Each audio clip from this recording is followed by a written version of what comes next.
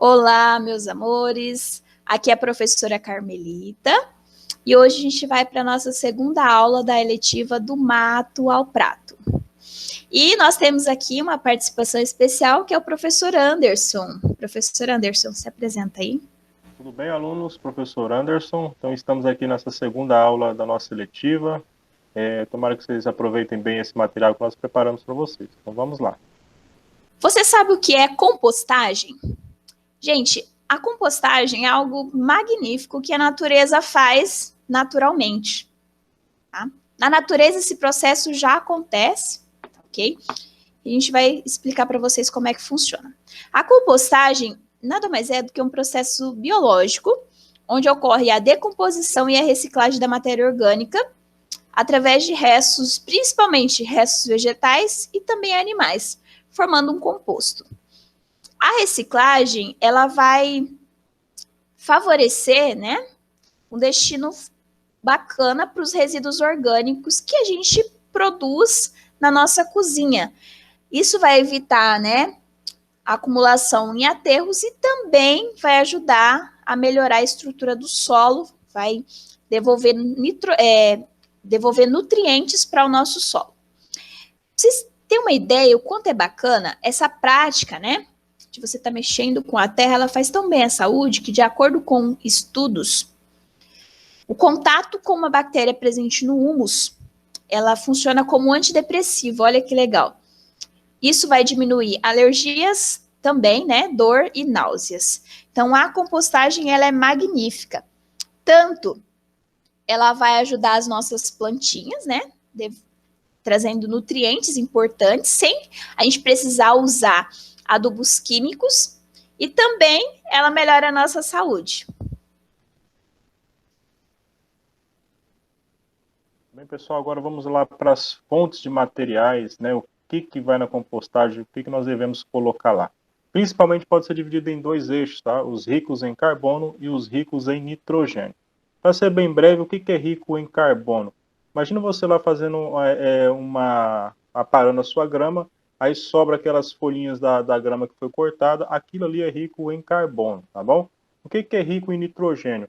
É resto de legumes, resto de verduras que você não consumiu na sua casa. Às vezes você vai lavar um alface, lavar um pé de rúcula, alguma coisa, sobrou ali aqueles galinhos que não dá para você fazer uso, você descartou, aquilo ali é rico em nitrogênio. Então, basicamente, a compostagem deve ser composta por esses dois eixos, ricos em carbonos e rico em nitrogênio. Depois a gente fala numa outra aula mais especificamente desses materiais, tá bom? O que nós não podemos colocar na nossa compostagem, pessoal? Materiais que não são orgânicos, tá? Eu vou citar alguns exemplos. E alguns outros tipos de materiais orgânicos também que são prejudiciais para a nossa compostagem. Mas basicamente, você não pode colocar vidro, não pode colocar pedra, não pode colocar ferro, nada de plástico, nada desses materiais que não decompõem com facilidade, tá? Carne, você não pode colocar, óleo de fritura você não pode colocar, porque vai prejudicar a sua compostagem, tá bom? Por quê? Porque eles produzem ali as reações químicas, alguns têm ali uma tintura, alguns têm um processo químico ali que vai danificar o processo de fermentação da sua compostagem, tá bom? Então, basicamente é isso. Nós devemos focar nesses materiais ricos em carbono e rico em nitrogênio, beleza? Aqui nós temos, O, nesse próximo slide, um mapinha, né? Para a gente ter uma definição do que nós devemos colocar na nossa compostagem, o que nós devemos evitar e o que nós não devemos colocar. Tá? A professora Carmelita preparou esse quadrinho, ele é bem dinâmico e bem fácil de entender, tá bom? O que nós podemos colocar à vontade, pessoal? Frutas, tá? Exceto as cítricas, tá bom? Legumes, verduras, grãos e semente. Aquele sachê do chá, não tem do chá mate que você faz, aquele sachêzinho, você pode utilizar porque ele é bem biodegradável, tá bom? Resto de erva mate, de tererê, você pode colocar também. A borra e o filtro de café. Você pode terminar de coar o seu café e pegar aquela borra e já separar para colocar na sua compostagem, que vai fazer muito bem ao nosso processo lá de fermentação. Casca de ovos, né, que é muito rico em cálcio, né? E nós devemos evitar alguns alimentos, alimentos cozidos, gorduras e papel. papel assim de guardanapo que você fez uma fritura, alguma coisa, laticínios, flores e ervas medicinais. Por que ervas medicinais não podem ser usadas nem flores? Algumas têm toxina, algumas têm um cheiro muito forte, tá? Que pode ali prejudicar as minhocas que vai viver ali na sua compostagem e outros micro-organismos, tá bom? Que são repelidos pelo cheiro e a toxina dessas ervas, tá? As frutas cítricas também não podem ser usadas, porque ela vai ali prejudicar também as minhocas. Que nós não podemos colocar lá de forma alguma, não pode nem um pouquinho. Carne, o limão, temperos fortes, tá? Pimenta, alho, cebola, também repele alguns micro-organismos, né? E tem aí uma parte um pouco química, né? Ácida, né? Nesses alimentos aí, que eles não podem estar ali junto com demais micro-organismos. Óleos e gorduras, líquidos, né? Leite, iogurte, caldo de sopa, essas coisas, não pode ser colocado, tá? Porque eles têm ali um pouco de óleo, gordura, e não vai fazer bem para a sua compostagem. Fezes de animais domésticos, tá nada de colocar cocô de gato, cocô de cachorro, não vai fazer bem. Jornais e papelão, tá? Eles contêm tintura, contêm produtos químicos que não vai fazer bem a sua compostagem. Então, basicamente é isso. Vamos focar nos materiais mais orgânicos, como os frutas, legumes, verduras, grãos, sementes, que aí a gente tem em bastante quantidade na nossa cozinha.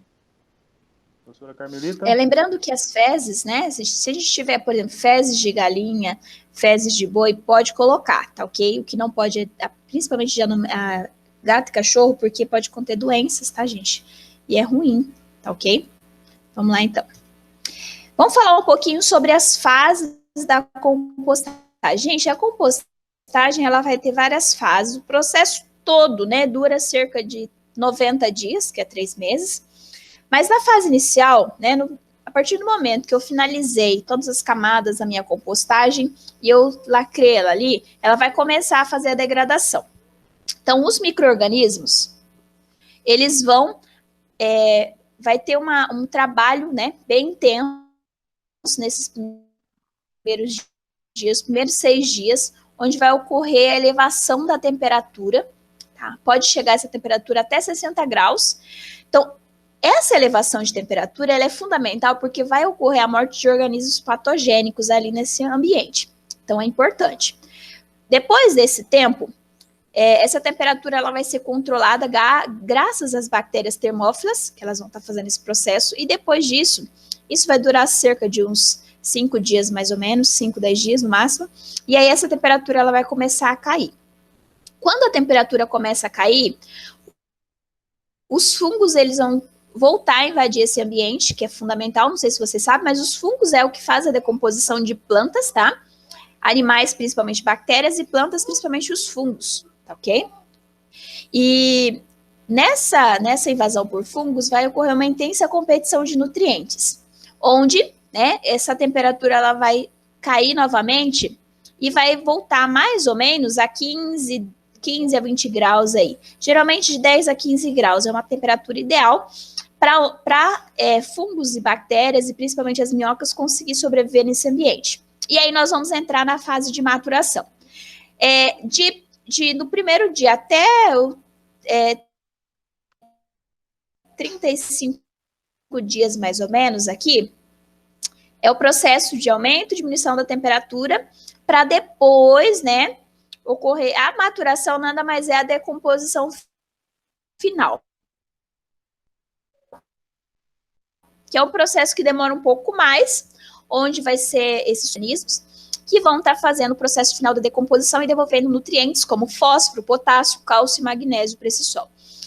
Então, o processo de maturação ele vai durar de 35 dias a 80, 90 dias, tá? Compostagem, certo? Se vocês observar também o pH, também é uma das coisas que ocorre alteração, oscilação. Primeiro ele diminui, depois ele aumenta, né, esse pH, tornando o solo, né, o ambiente alcalino. Gente, o ambiente alcalino é muito bom e ele é importante. Comida já pronta, porque contém alho e cebola e pode ser prejudicial. Existem fatores que vão influenciar muito no processo da compostagem. Primeira coisa são os micro-organismos. Gente, os micro-organismos principalmente as minhocas, eu gosto de citar muito elas, tá? Mas se eu não quiser colocar minhoca na minha composteira, eu não preciso. Existem micro-organismos já presentes ali que já vai fazer o processo de decomposição, mas eles são fundamentais, ok? Por isso que, dependendo do que eu coloco na minha compostagem, eu mato ele. Por exemplo, eu coloco papel com papel colorido. Pode ter a tinta em si, ela tem substâncias tóxicas que mata os micro-organismos benéficos para o processo de compostagem, tá ok? A umidade, gente, eu não preciso no processo de decomposição, na composteira ali, colocar água, não precisa estar aguando. Por quê? Porque os próprios os próprios compostos que eu vou estar colocando ali, os restos de comida, no processo de decomposição, tanto na fermentação quanto na decomposição, libera água, tá? Então não precisa. Só que tem um detalhe, né? Eu vou precisar, vou pular aqui para a temperatura, eu vou precisar que essa composteira ela não fique no sol, né? Pegando sol ali direto. É importante que essa composteira fique debaixo de uma árvore ou numa parte que não pega sol direto, tá? Não pode pegar sol, tá bom, gente? Porque senão vai ressecar esses materiais aí. Então, para mim não precisar colocar água, eu não posso colocar a minha composteira no sol direto ali, tá ok? Aeração.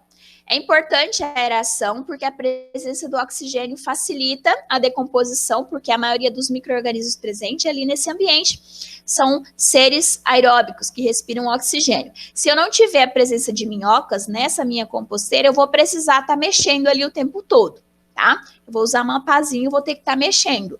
Uma vez por semana ou duas eu vou ter que precisar mexer, tá?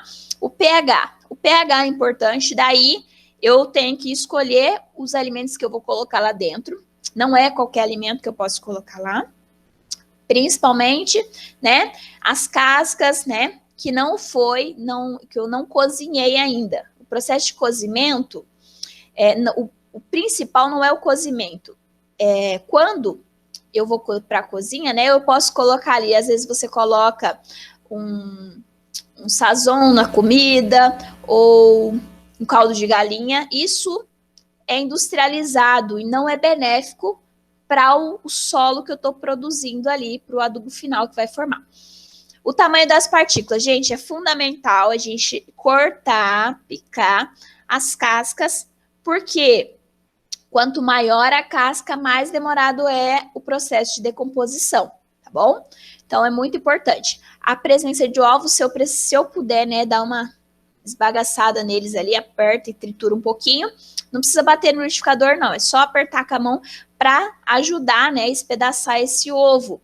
E cortar, né? Por exemplo, coloquei casca de banana, não vou colocar ela inteira, eu vou picar ela. Então, é importante você ter uma tesoura específica só para estar fazendo essa parte da cortagem das cascas aí. E a presença de sementes, não é importante você ter muita semente dentro da sua composteira, porque elas podem demorar, tá bom? Patógenos, gente, dependendo do que eu coloco, pode ter micro-organismos que causam doenças, então não é legal. E materiais pesados na minha compostagem não é legal, tá bom? O que seriam esses materiais pesados? Tanto eu coloco, por exemplo, papelão, não é legal.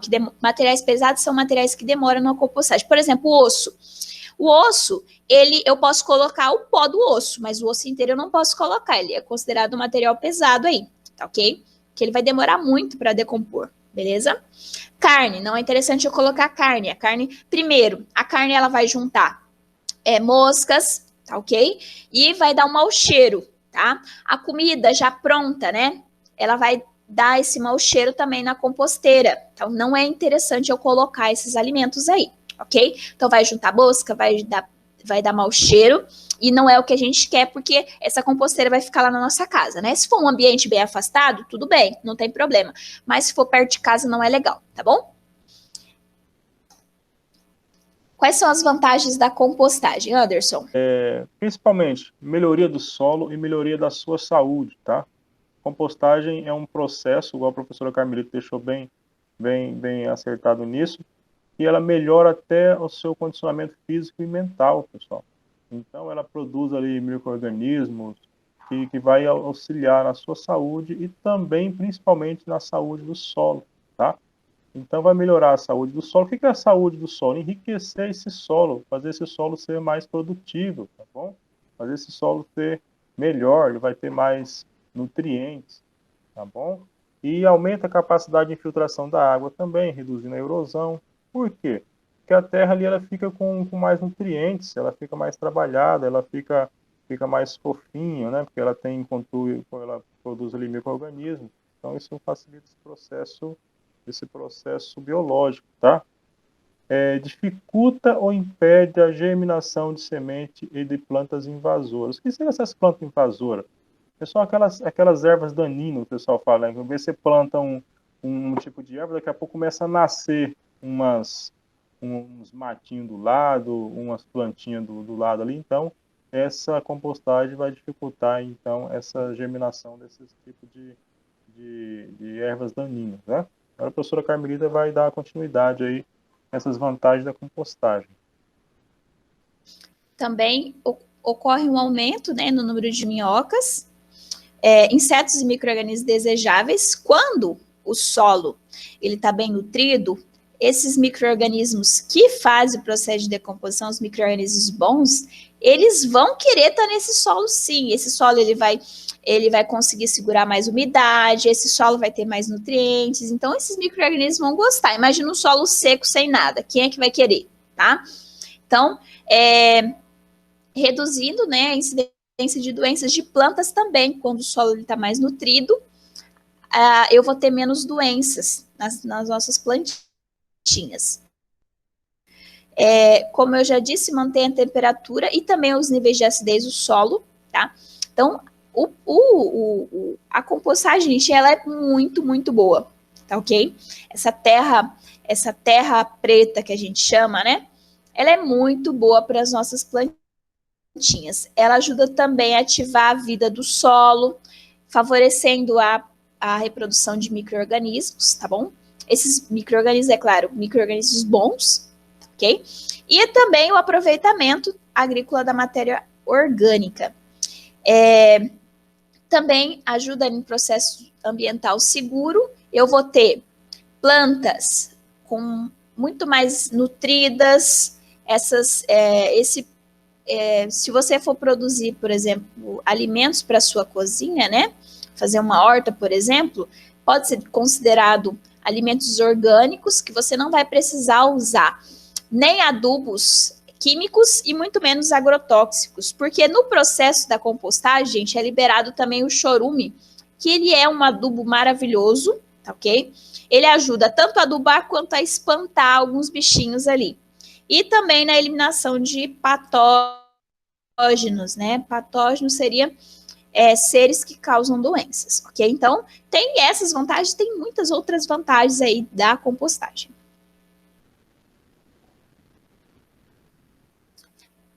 Transforme seu resíduo em adubo na sua própria casa, gente.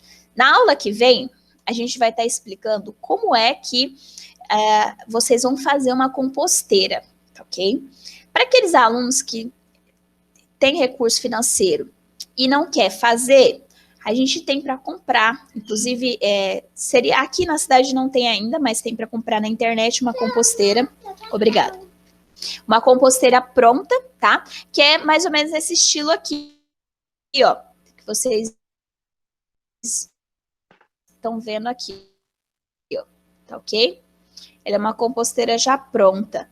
A média de valor dessa composteira é de 100 a 150 reais, dependendo do local que você compra. Eu não sei como é que fica frete para nossa região aqui, mas tem as composteiras prontas, a gente pode fazer também. Na próxima aula a gente vai ensinar vocês a fazer. Então, essa reciclagem da matéria orgânica, ela é muito importante.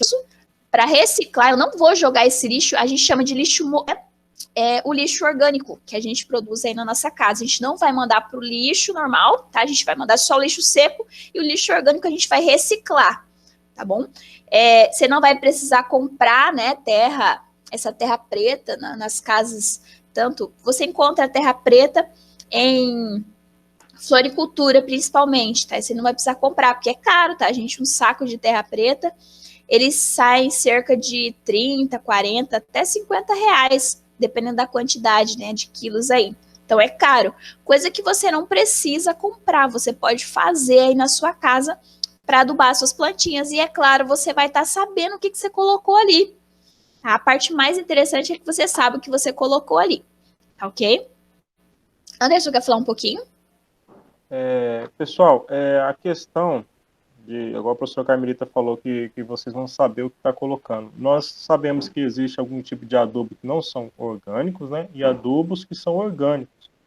Então, quando você produzir o seu próprio adubo, esse adubo que nós estamos fazendo através da compostagem, não é uma terra adubada em si, é quase um substrato, ele é muito rico, entendeu?